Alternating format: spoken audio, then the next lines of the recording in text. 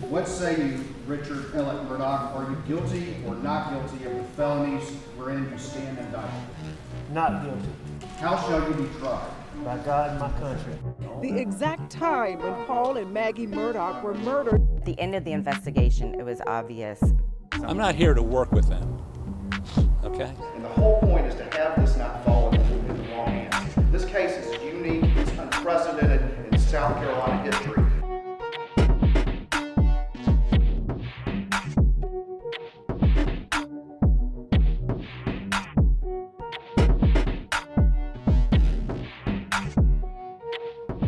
Welcome to Unsolved South Carolina, the Murdaughs, Murders, Money, and Mystery.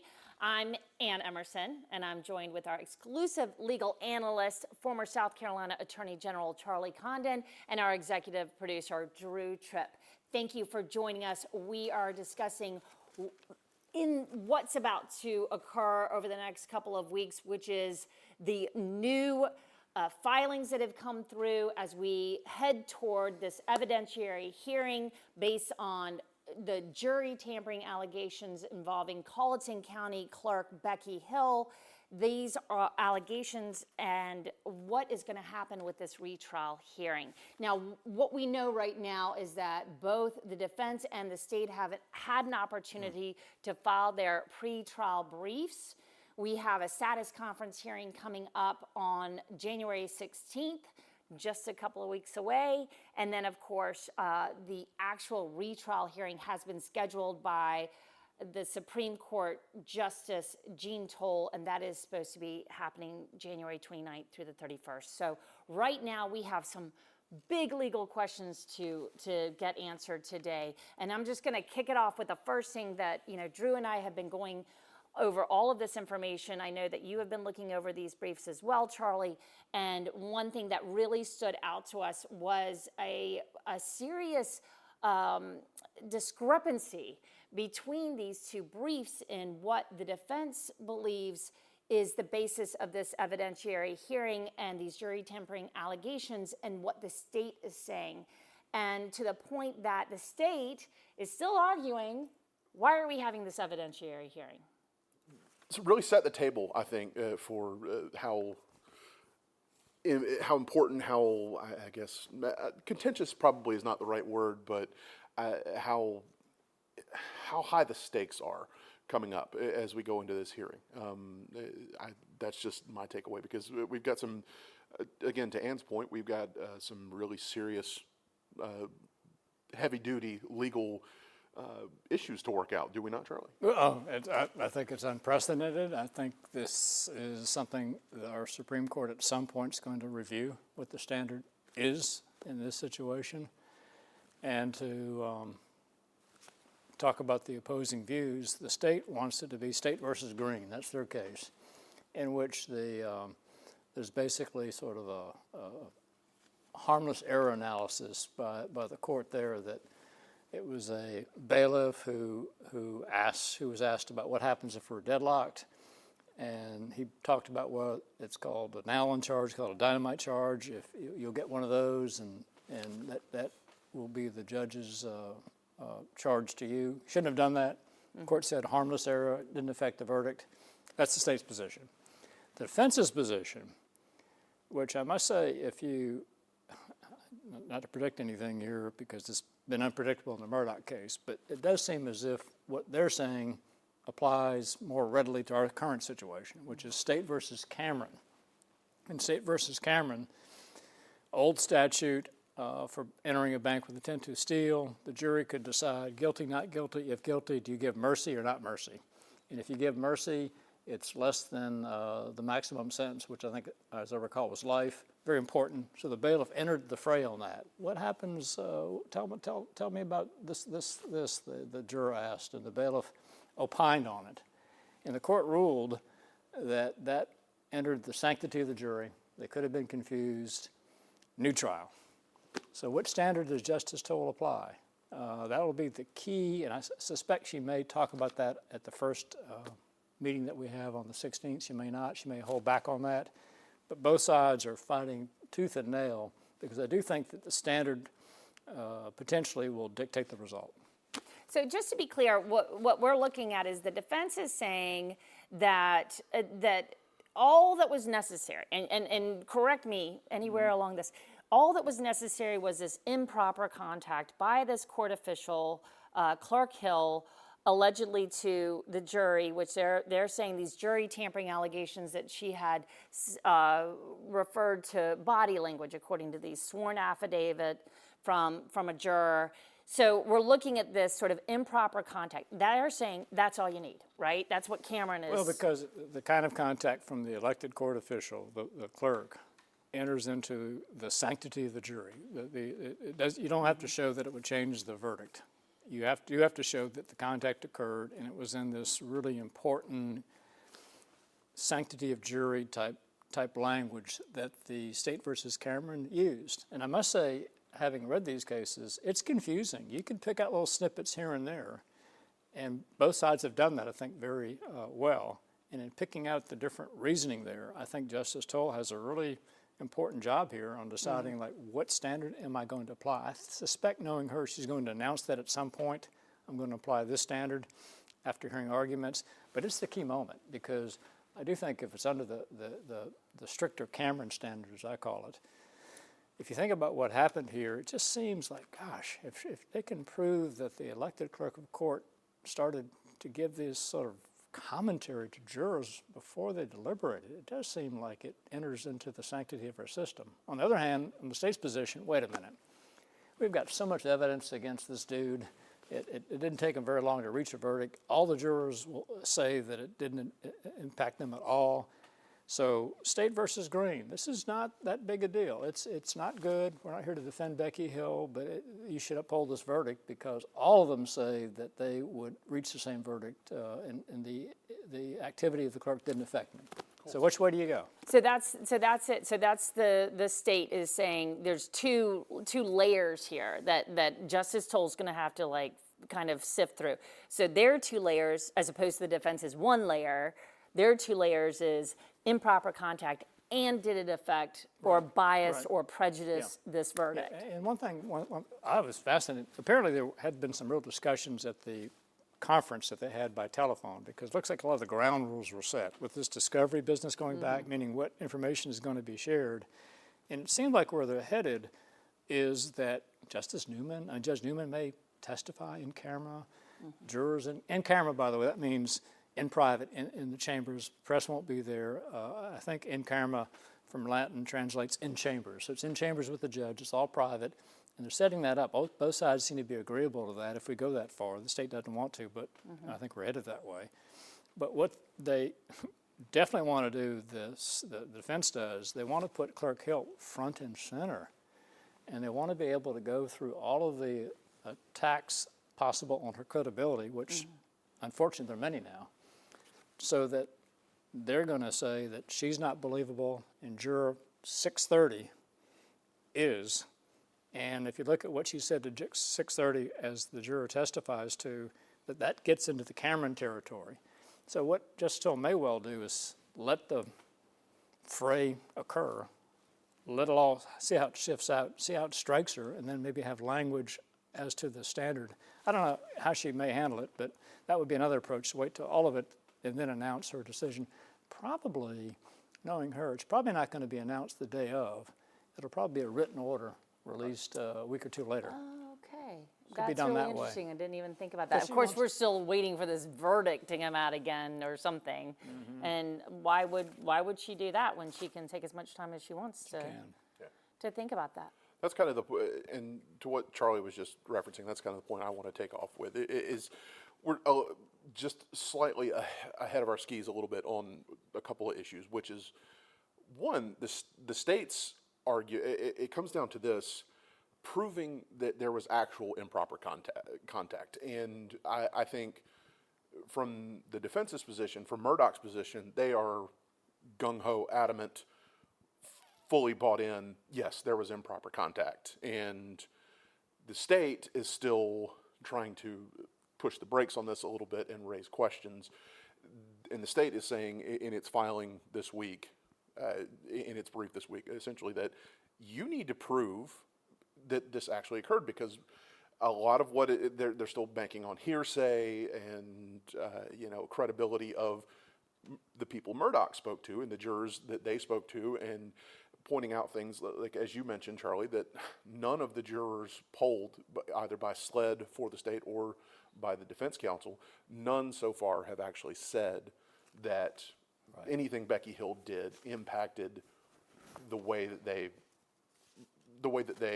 voted, essentially, impacted their verdict, whether or not they found Murdaugh guilty. So to dive into that, you still have the state saying that they are not convinced there was actually any improper contact, and Murdaugh saying, of course there was. Like, we'll just listen to it. And that comes again to, this is us trying to weed through a lot of the, again, cut through a lot of the noise as far as that goes, to what has actually been alleged based on, what are the accusations that have any seeming meat to them. And we've gone over this plenty of times, but that it seems to be the commentary that Becky is accused of making regarding paying close attention to Murdaugh and potentially watching his body language. So, and I do need to make a quick self-correction here. I believe in a few prior episodes I've said that there were 3 additional jurors that the state itself interviewed that corroborated what Juror 630 told the defense, and that was mistaken. There were 2 additional jurors who specifically mentioned, if you go and look at the state's filing from back in, it's either late October or November, but the state's long, in-depth filing they made opposing the motion for a retrial hearing in the first place.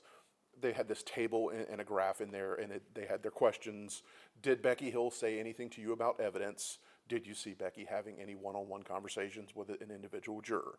And for the 10 jurors that the state interviewed, Juror 630 excluded, and another juror, I can't remember the number, was not also unavailable for the state to interview in that. But they interviewed the 10 remaining jurors who actually deliberated on the verdict. And 2 of them said, no, Becky didn't comment on the evidence, but I do remember her saying something about body language or watch his movements, which speaks directly to what Juror 630 said, right? So you have a cohesion there between 3 jurors, 2 interviewed by the state, 1 interviewed by Murdaugh and company, and then you had a 4th saying, no, I don't remember that, but she just told us generally to pay attention, and the one of those 2 who said they recalled body language commentary said the same thing. Yes, she told us generally just to kind of pay attention. And then there was a 4th who said, again, pay attention. But they specifically said that they did not hear any body language comments, but just more of a general pay attention. So that seems to be, and we could be, well, we're not could be, we are. We're kind of editorializing a little bit to cut through what the state, what the defense is certainly going to try to do is all this other stuff that they put out there about potential improper contact that is a little, just kind of, in my opinion, dubious, very hard to prove, and it speaks more to what you got into a moment ago, Charlie, about they want to impeach Becky Hill, just in general, to rake up all the mud. Yeah, they've said, that's a good point, because in looking at the defense brief, obviously Juror 630 is the centerpiece of their position. They feel like they've got, that's going to be proven. Becky has, at least to some degree, denied it in an affidavit. So what they've set up, I think quite nicely in their brief, we'll see if Justice Toll goes along with it, is, all right, 630 comes forward in camera, in private, that juror says whatever is going to be said. And, all right, only way to disprove that or say it didn't happen is Becky Hill. And they've asked that the court put her front and center, not in camera, meaning not in private, but in public. Right. And they believe that all of the misdeeds that she's been accused of since the trial go to her credibility. And they should be allowed to go into that completely, because her credibility is the key issue at this evidentiary hearing. I think they have the winning argument there. So I think Clerk Hill is just, wow, talk about being on the hot seat. And so I do think she's got some Fifth Amendment issues she needs to address with her attorney. Well, just to be clear about what these other charges are looking like, we have a public corruption investigation into Hill over the stolen money, claims of stolen money. You've got illegally sold access to the courthouse allegations. You have conspiracy with her son to conduct illegal wiretap allegations and plagiarism charges in her memoir in the trial. Those were just some of the things that I was listing out that you can read more about from all of the writing that we have online, from Drew's articles, from abcnews4.com. You know, these are just some of the allegations, charges. None of it's been proven in a court of law. These are things that speak to Hill's credibility, but to that point, these are not things. All of that I was just talking about. These are coming out of ethics complaints that have not been fully vetted. They're coming out of now the plagiarism charges. She actually came forward and admitted. So that's different. Right. Yeah. But that's not illegal, right? No, that's good credibility. But it goes to towards her honesty, credibility. dishonesty. And I do think that wow. I mean, to think about since the verdict until now, how many months has it been? Not many. 9. Yeah. And so in this within a year, you've got all these things swirling around about her that do go to, I think, credibility issues. Is she to be believed when she says she didn't do it? And so I do think it's very likely Justice Toll will let them go into it to a large degree. They may be forced to sort of what I call take the answer under evidentiary rules. If she denies it, they may not be able to go into proving that she did in fact do it through these collateral matters because it gets too far afield. I think she may have the ability to limit it that way. But I think we're looking at a pretty tough day for her if she testifies. Well, you know what that reminds me of is the trial within the trial that we dealt with Alex Murdaugh. No question. It's just, we went through this entire thing with Judge Newman was the financials. No question. And should the financials be included? And did that speak to the credibility of Alex Murdaugh? And here we are in another situation with Becky Hill, and now we're looking at all these claims that have not been proven. Right. They have not gone up. She's not been charged with these crimes. Yeah, right. So it's just it's fascinating that now we're looking at this trial within a hearing within a hearing. I know, and if you're representing Becky Hill, she's got, I think, Justin Bamberg representing, and also another criminal defense lawyer out of Columbia, I believe, representing. Will Lewis, I believe is his name. Yeah, and so how do you advise her? Well, does she try and take and another lawyer that's overseeing her her ethics complaints as well. Yeah, does she try to take the Fifth Amendment? They take the position she can't take it. I believe that she will be able to if she wants to, and that may be a wise move for her at this point. What does constitute taking the Fifth Amendment? When can you say no? Is there a way to literally force a person to speak in If court? you give them immunity, in other words, if you have the ability to say you're not going to be prosecuted for this, the challenge is going to be, all right, there are potential state law violations and maybe potential federal law violations. I don't know off the top of my head what those might be. So you'd have to get agreements from both.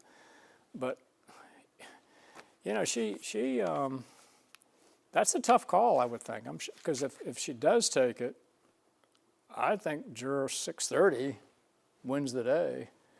And does the state really want her to do that, right? I mean, for her to take the Fifth. I know I'm sure they're working with her in some degree because it's a key witness for the state. So there's lots of communications going on that would be fascinating as to what she can and can't testify to or will testify to when the hearing comes up. It's a lot of. This is really from a legal standpoint. There's so many important, fascinating legal issues and questions that are going to be addressed as we go through this. And we probably won't hear the end of it relative to how it all turns out because both sides, whether it can be an interlocutory appeal, meaning appeal right away, or they have to wait until there's a new trial and verdict, I don't know. I think they're allowed to do it interlocutory. I'd have to look that up. But as we all talked about here before, I do think as we've come to this is a central key part of the Murdaugh saga. Does the verdict hold? And if it doesn't hold, I think the state has some real challenges on a retrial. I'd really like to talk a little bit about Becky Hill's character. We need to kind of figure out what is going to be allowed by Justice Toll to talk about. So much has happened, and they even bring it up in the brief, don't they, Charlie? They talk about. Yeah, let me read this because this is their position from the defense. Anything that impeaches Ms. Hill is relevant. And the state's rhetoric about Ms. Hill being a dedicated public servant, unfairly maligned, has not aged well in the 2 months since the state filed its response, to put it mildly. Ms. Hill is alleged to have stolen money, illegally sold access to the courthouse, conspired with her son to conduct illegal wiretaps, and even had her book removed from publication because of her plagiarism. It's a lot. It's a lot, and it has not even been a year since this verdict came down, as you said. I mean, this is a lot. And Charlie, something you said a moment ago, when we start talking about credibility, you said, I think juror 630 might win the day there based on what's there so far. And in my mind, where I went was, okay, well, how can the state rebut that? How can they impugn juror 630's character? And so far, they haven't tried to. All they've done, it really is say, we think there's a good chance that maybe juror 630 and I guess they would have to apply the same standard to the ones that SLED interviewed, the two additional jurors who SLED interviewed, who said they thought they also remembered stuff about watch the body language, don't be, well, they didn't. Juror 630 is one of the ones who said, she recalls hearing, don't be fooled. Well, if we're going to try and take that, and if we're going to do anything at all to try and get into the credibility of 630, that opens up a new can of worms because, as the state pointed out in its brief this week, and this has been out there previously, there is a landlord-tenant relationship between juror 630, who, as we've kind of described it, the star witness for the defense. Yeah. There's the egg lady, the so-called egg lady juror 785, who was removed from the jury at the 11th hour, right before they were closing arguments and going into deliberations. Juror 785 was removed. Juror 785 was the landlord to juror 630, and so that immediately, with the state pointing that out, that suggests, oh, maybe there's some sort of, maybe there's a motivation there with juror 630 to look out for her landlord, or, I mean, what if she doesn't stick up for her landlord, and does that mean, you can do all sorts of speculating on what that means and what that relationship, and why she would be motivated to say what she said in support of the really, really salacious and scandalous things that juror 785 said, which gets into the next point. The state, while mentioning juror 785 and juror 630's relationship, the state at the same time has moved to suppress anything related to juror 785 and the Facebook controversy, the apparently made up drama over somebody who was mistakenly identified as the juror's spouse, ex-spouse, and that gets into a whole other issue that we've got to talk about, is how restrictive the state wants this hearing to be, while still out of one side of their mouth saying there shouldn't be a hearing at all because the defense hasn't failed to prove that there was actually improper contact, which, again, we covered that a little bit. That's kind of a moot point. This ship has sailed. There's going to be a hearing. But the whole restriction of the scope and the limitation of the questioning, that's another interesting one. And then, well, they're saying they only want 2 questions, right? Exactly. They want to know, was your verdict guilty, and to the jurors, and was the verdict, your verdict, based on the evidence, what you heard in court, what happened in this trial. As opposed to anything, I think basically implying that, was there anything else that could have given you that verdict? Right, exactly. So those are the only 2 questions that the state wants, right? But 1 and 2, they propose that. Exactly. What are the chances that's they're the going to green get that? standard. I think I suspect what Justice Toll will do is, instead of buying into that right away, because that presupposes she's applying this green standard, just very limited, hey, did it affect your verdict or not, basically?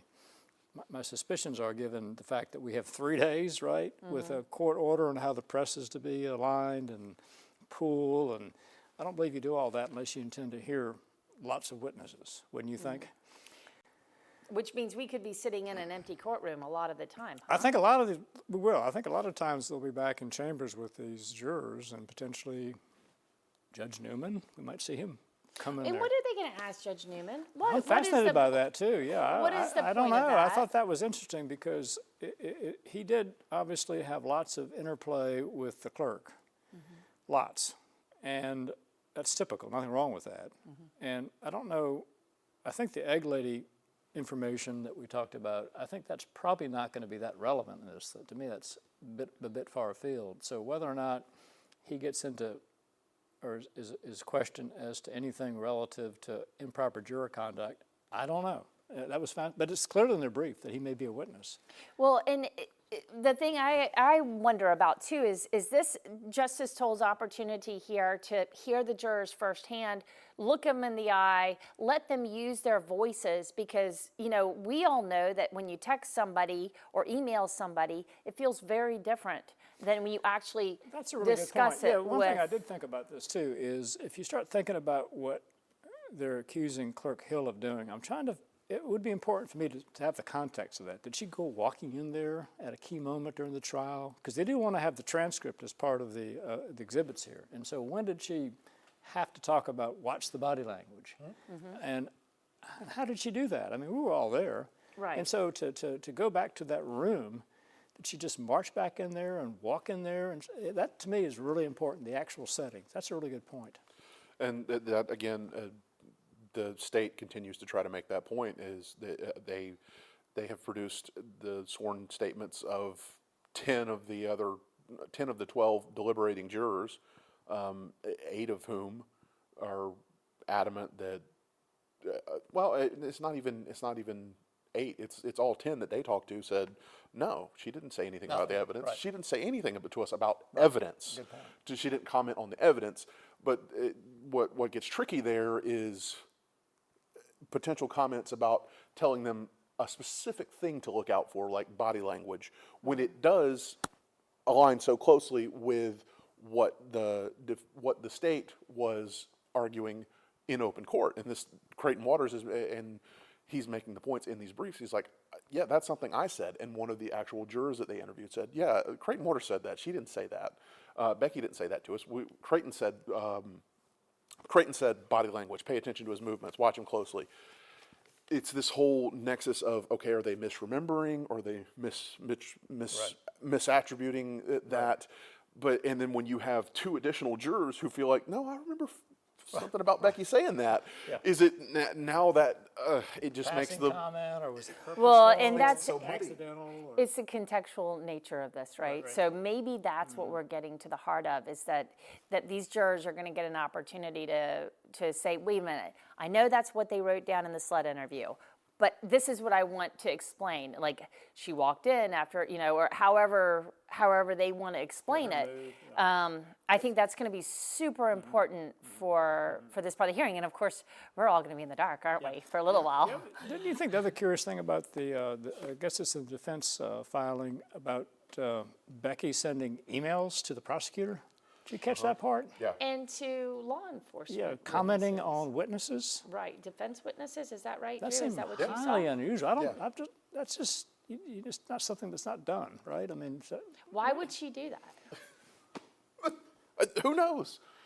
I mean, other than a gross level of comfort that was inappropriate, I mean, it'd be one thing if she was sending it to everyone, right? If she got an email about a concern, something going on in the courtroom, and she sent it to the judge, she sent it to the state, she sent it to the prosecution. Hey, I got this. Wanted to make sure all of you were aware in case it was something that you feel like needs to be addressed. But, and this goes back to the trove of emails.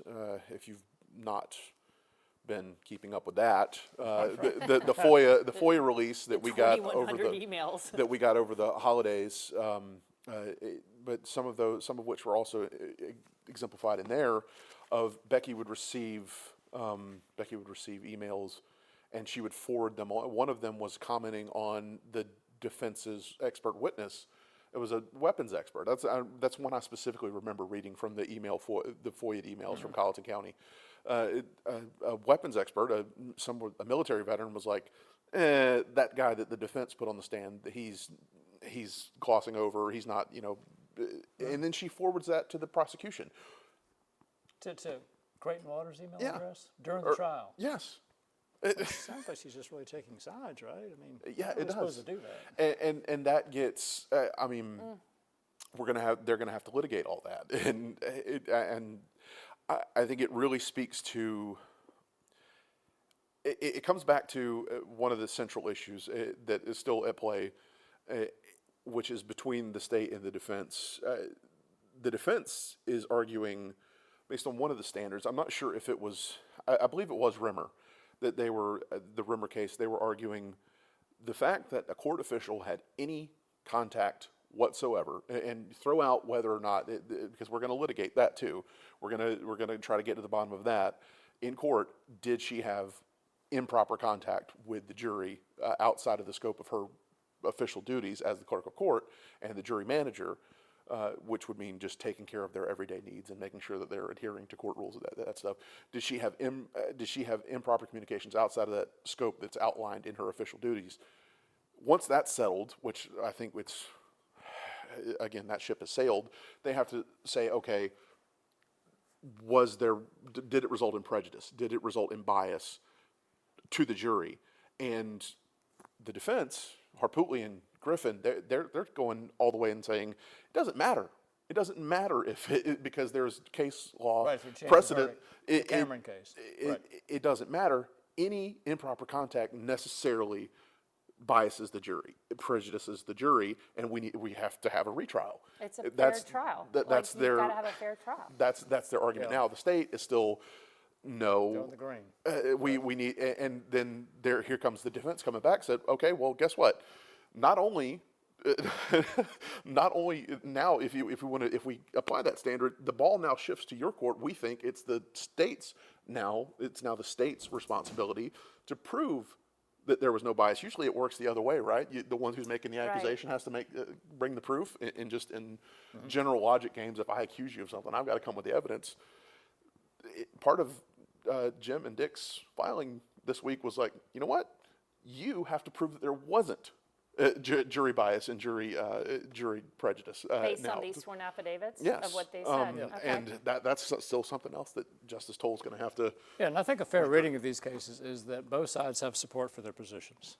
And she'll have to sort that one out as to what the standard is. That, to me, is going to be probably the central ruling, ironically, in all of the Murdaugh sagas. Her ruling on what the standard is. Well, That's and super important here. the other thing is that I think we could be looking at more bombshells coming out of this as well. I mean, now that we've talked about the nuances, we've talked about maybe what's being read in these interviews. Maybe there's more to it contextually. There is an opportunity. This is my question, actually. Is there an opportunity for the defense to give them more ammunition? Good point. Is there stuff they could be holding back? A few cards we haven't seen. Obviously, what's happened here is there's an agreement on discovery, and there's this very elaborate protective order. So all of the information that the state has gleaned relative to possible jury tampering, they're giving to the defense. They've asked the court to rule that the defense do likewise. I haven't heard a ruling on that in these pleadings. But even as we speak, I'm sure both sides are fast and furious, running down leads, checking things. So you're right, there could well be some very important new developments before we actually have a hearing. Yeah, I'm just sitting here thinking how much of what we have said here today and how much of what we've postulated and speculated and tried to suss out in our own brains, how much of what we've said here and ground covered is going to be just blown out of the water, irrelevant, completely landscape shifted in a month's time after these hearings and everything that comes out, and what new is out there. And another thing that's fascinating too, how Justice Toll has now, everything's in Richland County, which to those that unfamiliar, that's the Columbia is the capital of South Carolina. That county is Richland. This trial had been in Colleton County, which is towards the coast of South Carolina in Colleton. And she has ruled that all the filings and everything be housed in Columbia with the Supreme Court. Everything's been moved out. And so the clerk is not involved with really anything as we go forward here at this point. Necessary, I think, very much. I mean, if you're trying to keep proper, if you're trying to be proper and ethical, I think that was very much necessary. I do want a small correction because I had to correct myself there. That was Chief Justice Beatty who ordered that, not Toll herself. I got that wrong too, and had to go back. Someone pointed out to me that I didn't read all the way to the end of the actual filing to see who signed it. And she didn't sign it. Yeah, he signed it. It was from him saying that all of the, and this, what we're talking about here is the case management, basically. It is, the reason we had the murder trial in Colleton County is because that's where the murders happen. Colleton County, South Carolina. Therefore, it is the court system, Right, the general. Right. That's what the venue where it's supposed Right. to. And now that, Yeah, and she picked, what I thought was, as I recall, the order giving her authority in this case gave her sort of a carte blanche. And she decided she's a Columbia person, the AGs are Columbia people, the defense are Columbia people. Alec, I guess, is a different county. He's in a different county. The jurors are in a different county too, so which is I thought that was going to play a big role as to where they wanted to do this, because the jurors are going to have to travel right. Yeah. to do this. But I guess if they're going to keep it within 3 days, it's a reasonable amount of time, and it's not that far, right? right. I mean, to get from Walterboro to, how far is Walterboro to Columbia? You can reasonably make it in an hour and a half if Yeah. you're driving the speed limit. Yeah. It's very Seven. convenient for the lawyers. Take the back way up through Orangeburg and up 21, and you're there in no time. Does this mean they have everything? Sorry, does this mean that going forward everything has to stay in Richland County now? Like a retrial, if we have a retrial? Oh, no. I think No. constitutionally Okay. he'd be entitled to the county of venue, I believe. So that would be another issue. But I just thought for right now. For the evidentiary Yeah, hearing. that's what's going on here. Again, this is the case management, a lot of the case management itself. And yes, they're obviously having these hearings up there, but the case management is running through the Supreme That's Court's actually a good clerk. point. If there's we're ahead of ourselves, right? If there's a retrial, I'm assuming they won't have the clerk of the Supreme Court down in Walterboro, but might be. That may be the way it And works do they- out. Yeah, we're so far ahead of ourselves. I know, of course, with the but potential yeah. retrial. I mean, we've just gotten thrown so many curveballs. I mean, I'm not surprised. We probably have some level of like, every time we turn around, there has been at least one more development in this case that you couldn't expect it to happen. I know. And even today, the emails issue is still ongoing, and the corruption probe involving Becky. There's Right. still a lot to go forward there, and I can expand on something that just to kind of pick up where we left off the last time that we were all together. I was saying that I had been reliably informed, based on developments in that investigation into the public corruption probe, that at some point after Colleton County officials immediately after Colleton County officials discovered there was wiretapping going on involving Becky Hill's son, Jeff Hill, the county's director of technology. Immediately after that, Becky's phone, her phone line basically, was taken off the county's taxpayer-funded phone plan. It was transferred, like her phone number was taken off and put back into her control. Since then, I have learned that when her phone was subpoenaed, seized, search warranted, I don't know exactly the best way to phrase that, but more or less when state investigators looking into the wiretapping and public corruption allegations against her son, Jeff Hill, I also reported that they took Becky's phone. Well, I'm told the phone that ended up in Sled's hands was not the phone that Becky had been using to conduct county business. which is just a whole like level of whoa.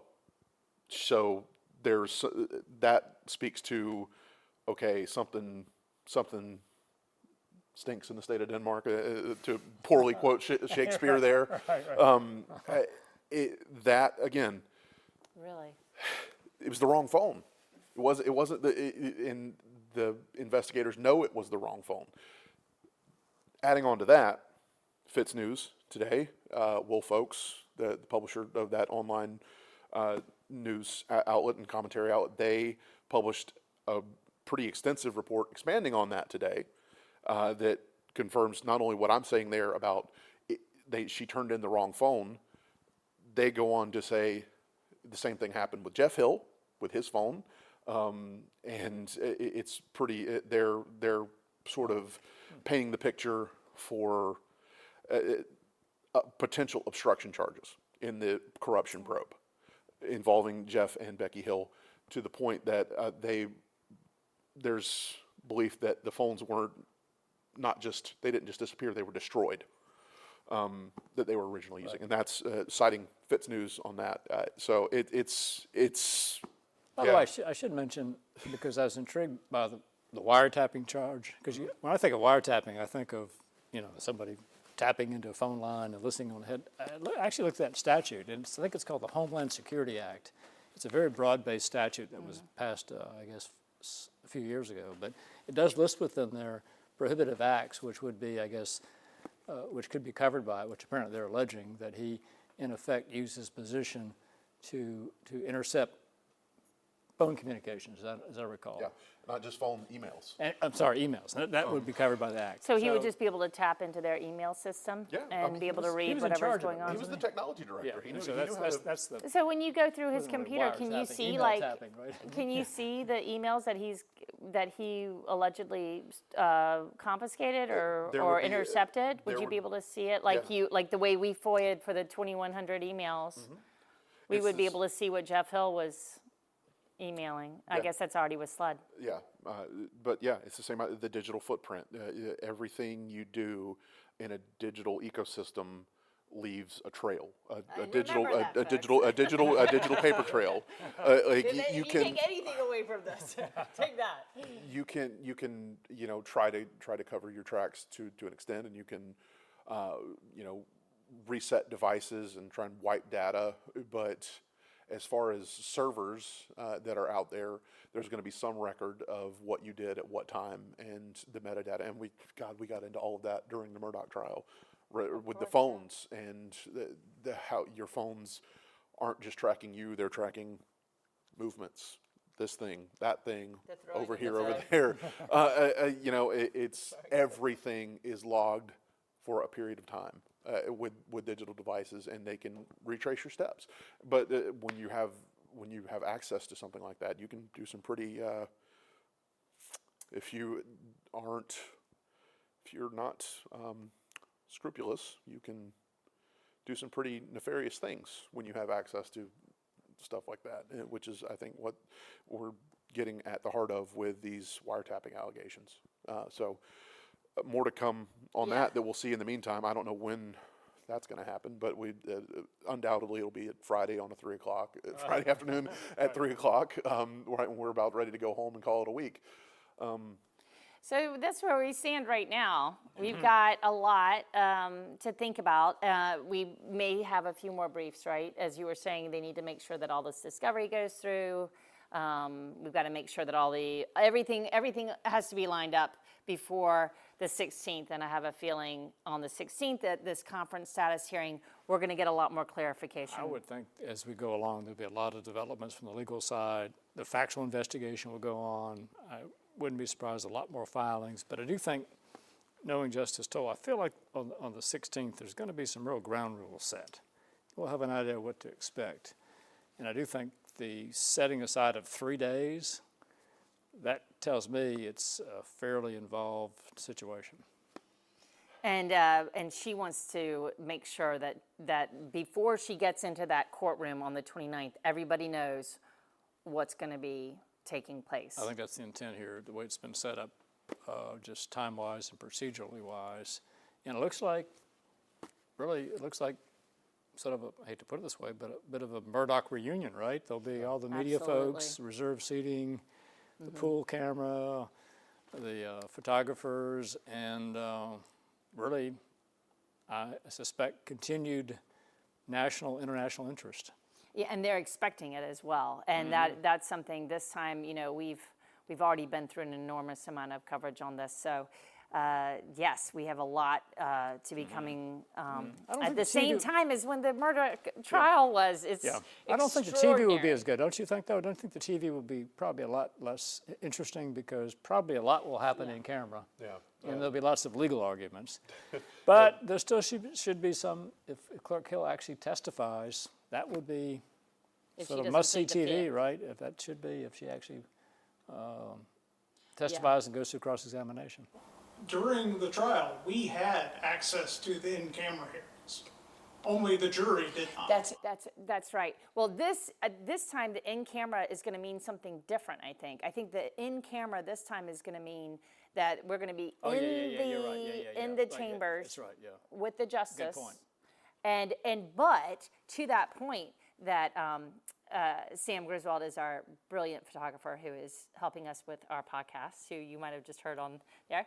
Sam's asking, why aren't we going to be able to see the in camera like we did last time? The chambers, I am told that the testimony will be available to us after the fact. It's not the transcripts, yes, or the transcripts should be available to us, and they shouldn't take that long. This is a 3-day hearing. So we're hoping to be able to see and hear what they heard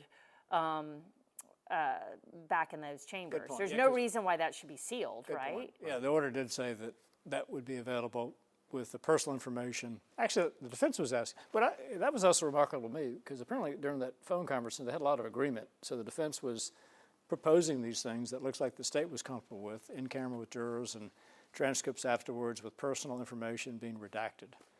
Pretty good procedure, I think.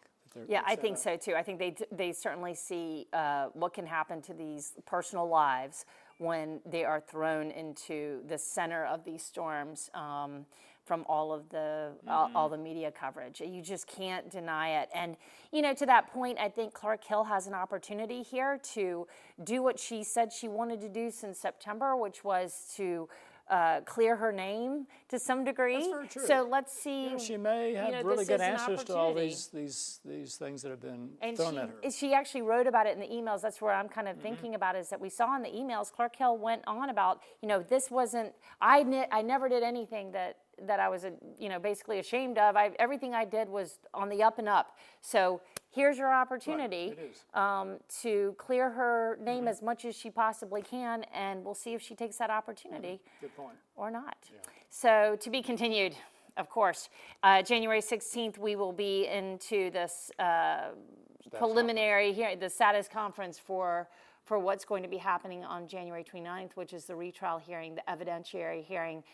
We will be there. We'll be covering it. You'll have your team here on top of it. And of course, if anything happens between now and the 16th, which it will, we will certainly be covering that as well. So for now, thanks so much for joining us on Unsolved South Carolina, the Murdaughs, Murders, Money, and Mystery with Charlie Condon and Drew Tripp. Sam Griswold, thanks for the commentary at the end as well. And we will be back with you soon.